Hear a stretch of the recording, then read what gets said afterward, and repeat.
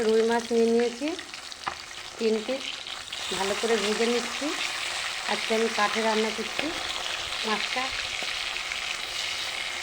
আলু সবজি কিছু দেবো না, আজকে রান্না করবো সর্ষে বাটা, আদা পেঁয়াজ রসুন এগুলো দিয়ে বেটে নিয়েছি। সাদা সর্ষে দিয়েছি, আজকে আর জিরে বাটাও দেবো না, এইভাবে রান্না করব। মাছটাকে ভালো করে ভেজে নেব। মাছ ভাজা হয়ে গেছে, তুলে নেব।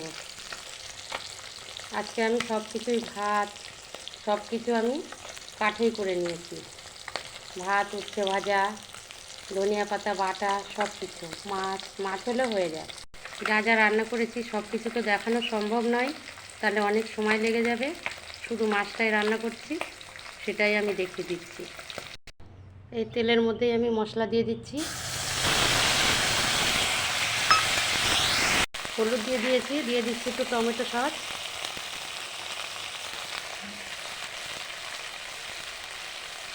ভালো করে কষিয়ে নেব।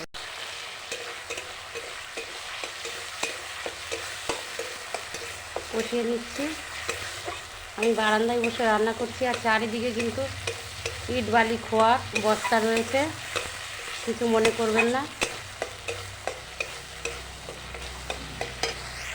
মশলা কষানো হয়ে গেছে, মাছ দিয়ে দিচ্ছি।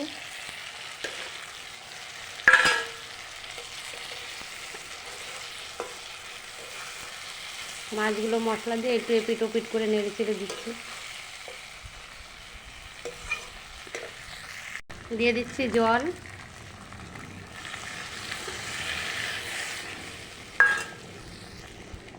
জলের পরিমাণ এটুকুই থাকবে।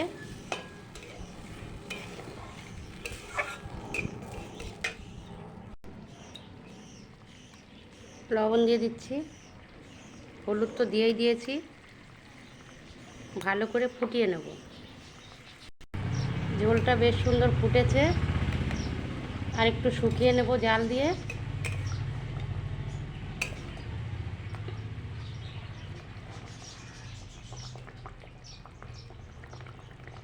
দিয়ে দিচ্ছি একটা কাঁচা লঙ্কা আস্ত। দিয়ে দেবো ধনিয়া পাতা কুচিয়ে রেখেছি।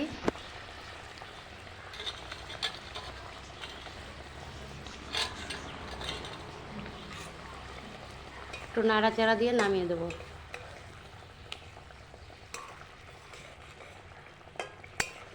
প্রতিদিনই তো আলু সবজি এটা ওটা দিয়ে মাছ খাওয়াই হয়। এইভাবে একদিন রান্না করে খেয়ে দেখবে, খুবই খেতে ভালো লাগবে।